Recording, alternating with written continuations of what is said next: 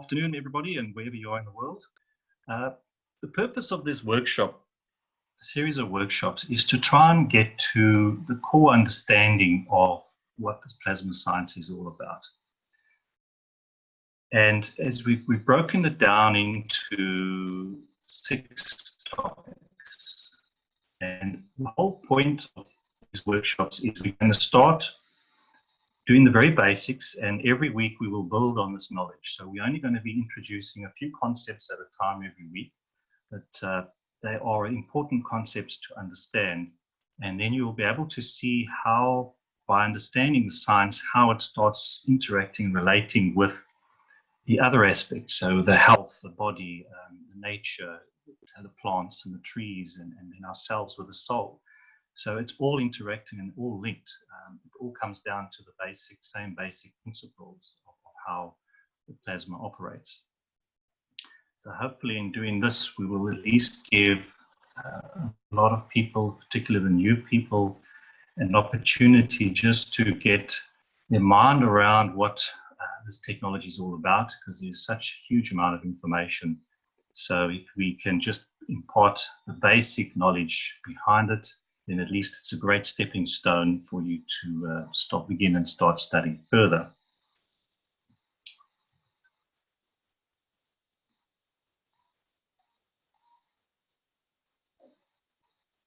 So when you hear my pause, you know I'm just waiting for the next slide to come through.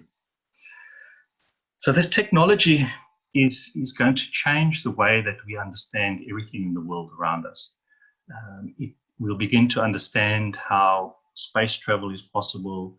We'll begin to understand how we can really change the health of our body, create different materials, have energy that is always available without destroying anything. And you look at transportation, the environment, agriculture, and nanotechnology. So it's a really all-encompassing technology. It's something, it's more of an extension of what we have learned up until now. Today's workshop, being part 1, we are just going to do an introduction on what plasma science is. We'll do an introduction on nano and an introduction on GANs. And then obviously every week thereafter we will start and build on this knowledge.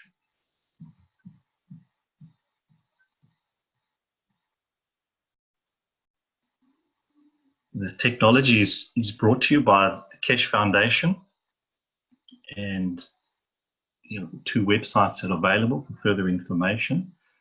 And the founder of the foundation, Mr. Keshe, is one imparting this knowledge to us.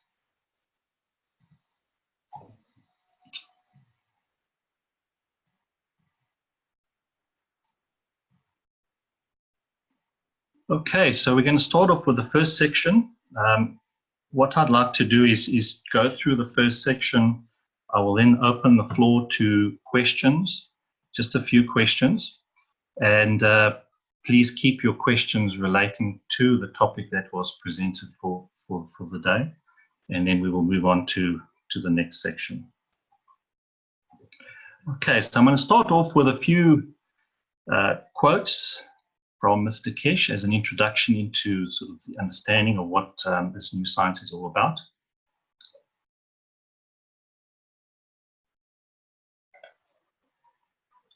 So when we look at it, the last century, it was all about the matter state.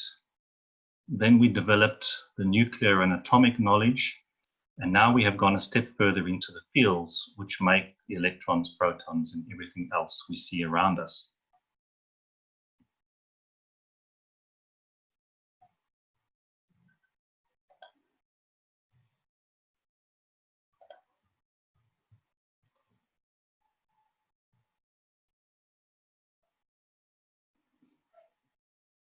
We fought the matter for thousands of years and we couldn't manipulate it anymore. The maximum we got was making of alloys. So the maximum we've been achieved is taking this matter state and mixing it with different metals and creating different alloys, but we've still been working in the matter state. And the maximum we got was a tangibility of being able to see something and hold on to something. And that's what we've been told is the meta state, what we can see. And in the chemistry world, we mix things together, and that's as far as we have gone as well, mixing the different chemicals and creating different compounds. When the world was introduced to the atom 100 years ago, it was something new that we had to accept. And then we began to move into the nuclear era. And because of the Hiroshima bomb, people got to respect this out of the fear and not the knowledge. And now we move into the plasma, and it is a peaceful, and it shows us its power with no fear.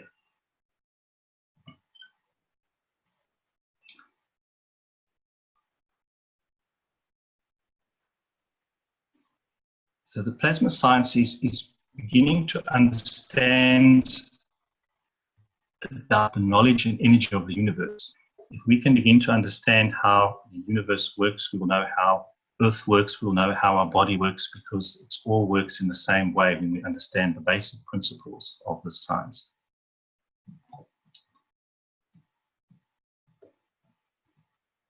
So when we start with a matter state, this is something that we all know. It's something that's been around for thousands of years, and that's what we understand in our current science is the matter state. And we try to use it and manipulate it in different ways, but it's still essentially the matter state. What we will show you during the course of these workshops is how to create, taking your matter state, and how we're going to create nano layers on the matter state. So we're taking the matter state that one little step further in creating the nano layers. We will then learn how to use these nano layered plates to start making your own GANs materials.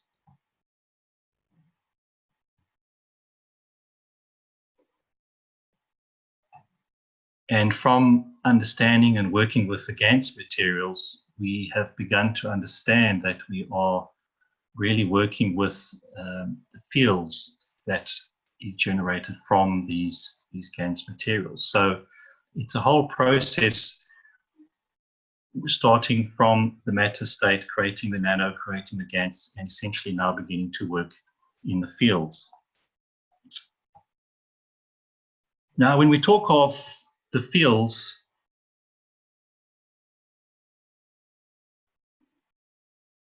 they're all around us. We don't see these fields, but we know that they do exist because we've all had X-rays, been to the dentist or the doctor, and we've all had X-rays. And those X-rays are using a certain strength of field. We don't see them, but we know that they are there. We are very aware of the nuclear radiation and its effects, yet we don't see these fields either.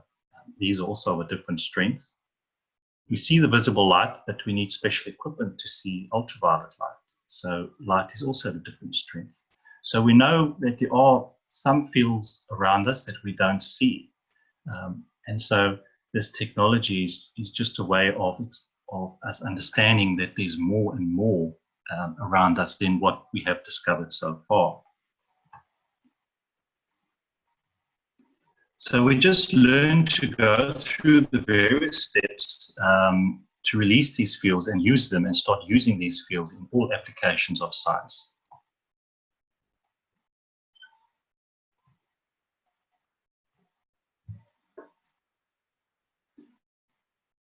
And then in return, we've begun to learn that from the fields, we can make the GANs material, just like we've been taught to make CO2 GANs, which is essentially produced from the fields around us, to the nano and matter state. So from the fields, we can then begin to realize that we can start making and create matter, any matter that we want using the fields.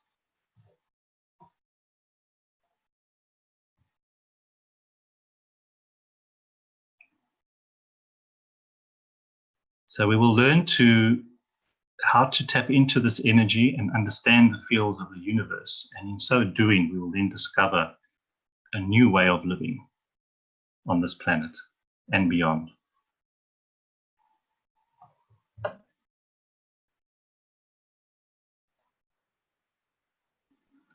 So this new understanding of the nanomaterials, the GANs, and the fields is what plasma science is all about.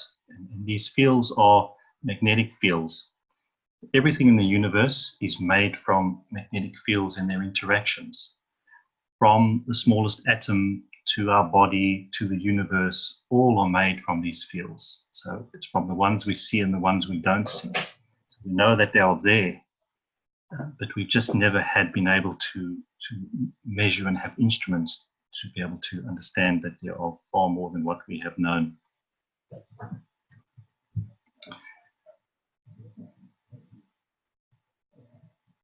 So the existence and interaction of dynamic and different strengths, speeds, and densities of magnetic fields lead to what we see as the planets around us, our galaxies, the plants, the animals, the molecules, and the atoms. So essentially, everything is made from these fields. And when we look at the spiral of the plasma, if one can imagine, this is viewed as a wound-up spring, so that we know in the very center would be the strongest point, and as we work our way out to the very outside of the spring, we get to the very weak state and weak strength of that spring. And when you have a look on the right there side, that's the matter state range. So we're right on the edge. That's where we've been playing and working with for the last thousands of years, is in the matter range. When you move into the center, you get the visible light range and the X-ray range. And this is what we've been working with and what we've understood to current science at the moment. So now we begin to understand that there are far more different fields out there, and so we are learning to use them and understand them.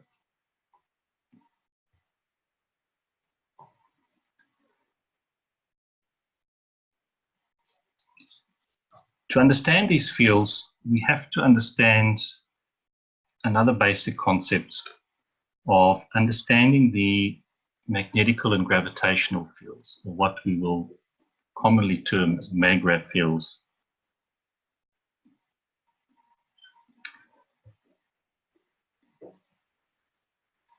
We've all played with the square magnets our whole life, and it's a case of understanding the different terminology now that we're going to be using.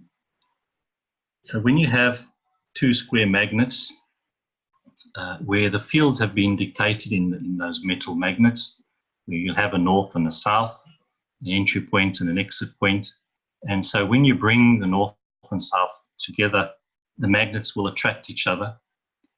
And that's what we would term as gravitational, because it's the pulling together. When you have the same polarity at the bottom there, north and north, the magnets will repel each other and push each other away. And that's what we all term as magnetical. But this is only in the square magnets that we get these essentially two directions.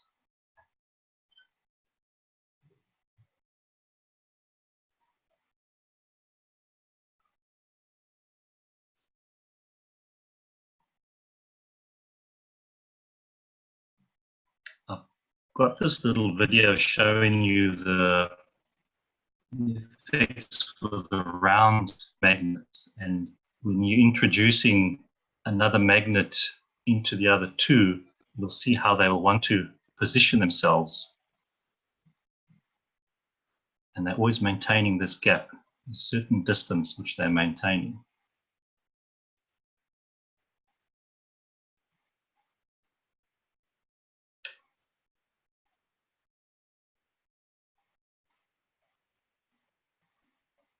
When you add another one, the others then have to find and reposition themselves.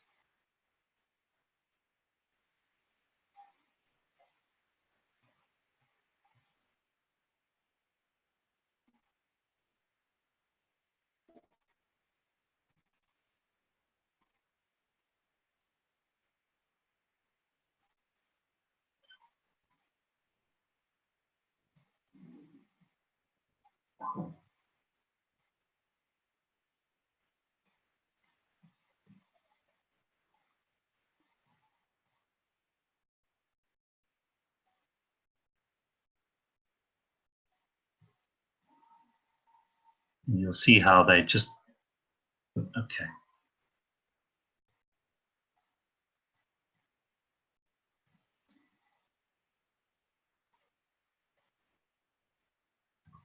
So it's very interesting when you start viewing them from the round magnets point of view, is that they will all find their position. So we have to ask a few questions about these round magnets. Is what force is making these round magnets move? If we move one of them, what's making the other one move? And why do they seem to keep a certain distance from each other? Why do they all move if we only move one magnet? You know, if we have 3 or 4 magnets in there and we move one of them, the other 3 or 4 will move as well. You know, so why do they do that? What is the connection that they all have? And what would happen if these magnets were round balls, and we'd had to do that in a 3-dimensional aspect, because bear in mind this is on a flat plane. So if they were round and we could do that on 3-dimensional, one could visualize this positioning that they are doing. It's like a dance that they're all doing together. So these are the questions that one has to ask. And so when we look at the distance and the gap between the magnets, it comes down to the strength of each magnet will dictate this gap and this distance between the two. So as one moves, so the other will reposition to maintain that gap. And so we're having the magnetical in repulsion and also having gravitational on the attraction.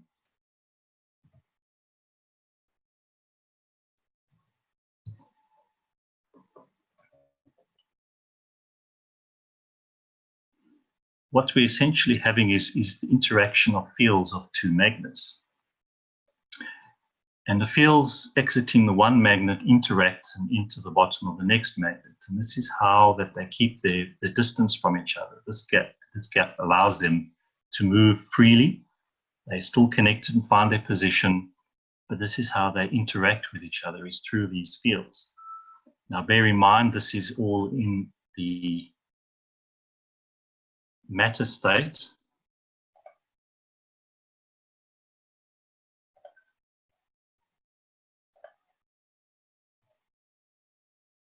So we have to start, and obviously in the matter state, you're looking at magnets with iron based. When we start looking at this interaction in the plasmas, it has the same effect. You're dealing with the same magnetic fields, but from a plasma point of view. Galaxies.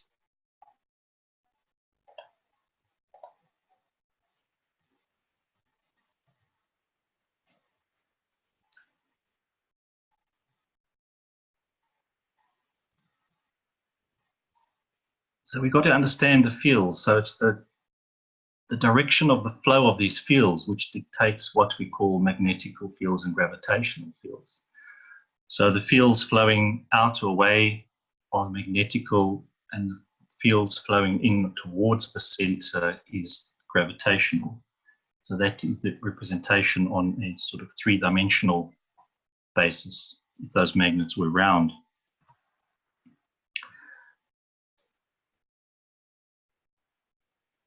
We will go into, in the next further series on the workshops, exactly the formation of these magnetic fields, how they come together and interact. But what we wanted to achieve today is just how that these two interact, and at the term the MAGRAV fields, because we will be using this terminology throughout the next presentations. And you need to understand what we are really talking about when we're talking about the MAGRAV fields. And it comes from the 2 words, magnetical and gravitational. And we will then be using this in terms of sort of magnetic field strength of certain gases and certain plasmas. But we need to understand this concept. So in summary on this first section, as an introduction, is plasma science is really going beyond what we have known as the matter state. So we're taking the matter state and we end up through various processes from the nano to great GANs, and we essentially get to start using the fields, which is the essence of the matter state. It's not magic. It's just something that we have yet to understand. It's always been there, but we have never understood it. So now we are just able to understand further from what we've always known in science.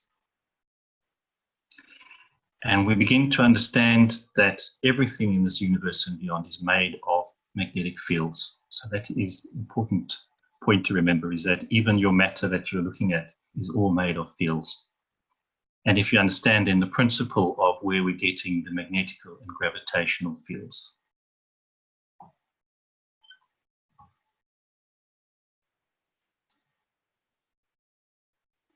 So those were the two basic concepts that wanted to get across for this introduction for the plasma science, is that everything comes down to the fields, and it's how these fields interact with each other is what we see today around us. Any questions? And we'll open up questions. Please keep your questions related to the topic that we are presenting. And any attendees, you guys can raise your hand.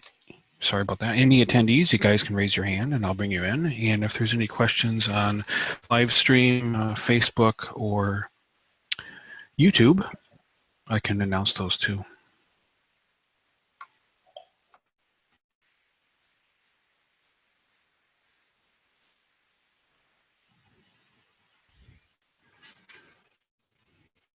Any of the panelists have any questions right now?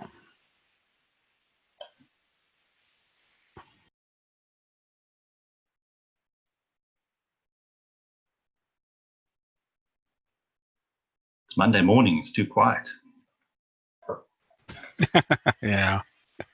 Well, not for you, it's evening for you. Yeah. All right, then we carry on. Just looking through the other streams here to see if there's any questions.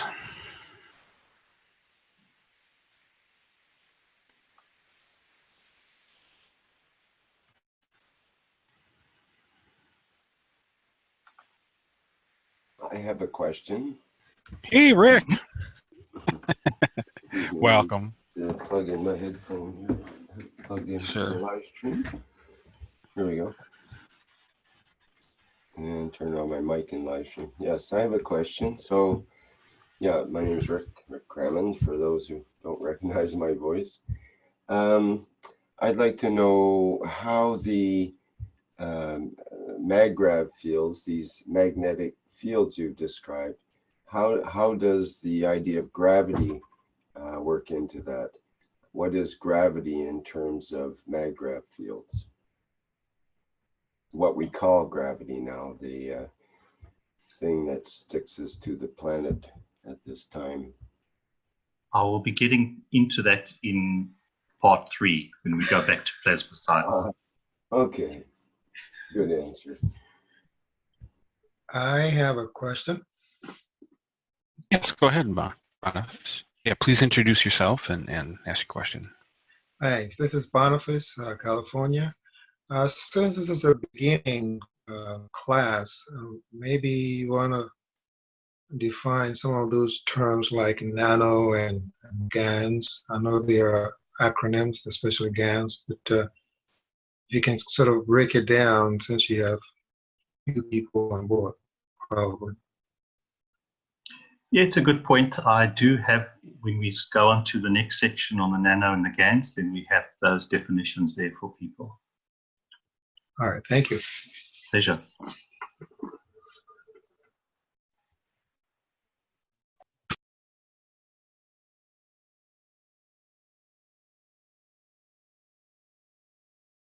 Hi, I have a little question. It's Rui from Portugal. Can I ask? Go ahead. The magnetic and gravitational fields, as you show, it works on in the square elements or any shape of magnets. See, when we look at the square magnets, when we manufacture the square magnets, and that we dictate that field, we dictate what is north and what is south on those magnets when we manufacture them. When we look at the round magnets, it's slightly different. Even when they are manufactured, there is a north and a south to them. What we need to understand, and what you will get to see later in further presentations, is that when we start looking at the plasma and the GANS material, is they are essentially a round, you can explain them as a round magnet, and so they have their fields. We're not dictating their fields, if you understand what I mean, but they act like a magnet, Yes. the attraction and of the fields. You know, square magnets, we dictate what's north, what's south. Does that answer your question? So you mean round magnets? They play as the fields they have, right? And the other ones are already dictated. Yeah.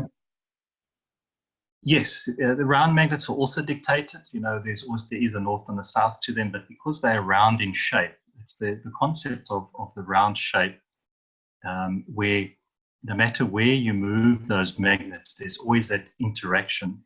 And if you had to view those magnets not on a flat plane like in the video, but in a three-dimensional basis as a round ball, that's what one has to visualize, is that they are round magnet with the fields coming. So it doesn't matter which way one is turning those, there's always fields interacting with other fields.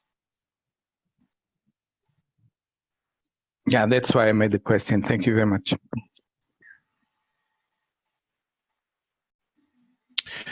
Okay, I have a couple questions here. Anonymous asked here in Zoom, is X-ray plasma a field? X-ray is a field strength. It's of a certain field strength. Just like with its beta or gamma or ultraviolet light, it's a certain field strength. In matter, right? What do you mean in matter? In the matter state. Well, we're still dealing with the fields. It showed fields on your spiral. It showed the X-ray on your spiral graph there. Yeah, but it's beyond the matter state. So let me try and.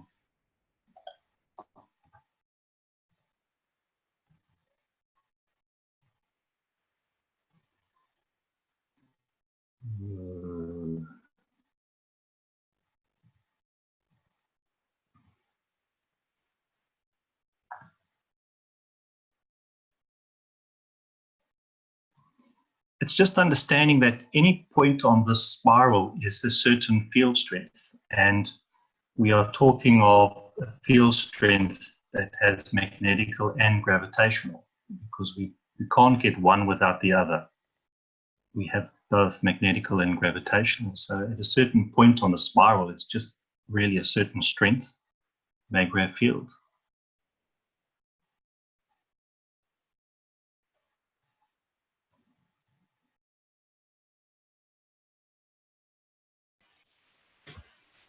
Okay, we have another question from Dennis Dunham in Livestream.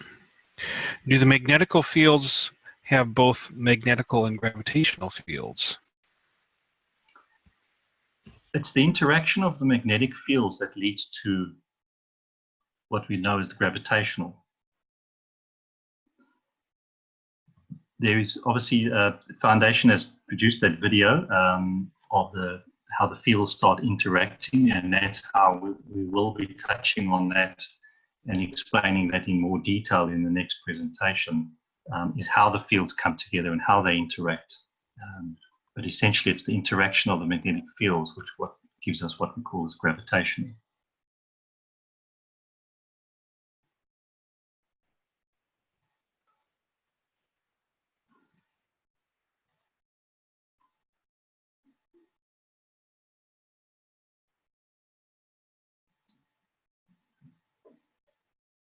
I just don't want to go too far, too fast. So it's just a very slow process just to introduce these basic concepts, because if we just go too fast, then we'll lose a lot of people. So we'll see by the end of the 12, we'll have covered a lot of sort of essentially all the questions that people do have, but we want to do it in a very slow and methodical process. Mm-hmm. Yes, I understand. There's a Peter Heitzberg that had his hand up. I brought you in. Peter, you have a question? Yes, I do. Are you able to hear me okay? Yes, we can hear you. So in relationship to the round magnets and the demonstration and how they were moving in relationship to each other, wouldn't those be primarily magnetical in their field demonstration? Yes. If you had to turn one of those round magnets over, then you would get the other polarity, yes. I just wanted to show us as a demonstration how they move and interact, and how by moving one, the others move. Great. Thank you very much.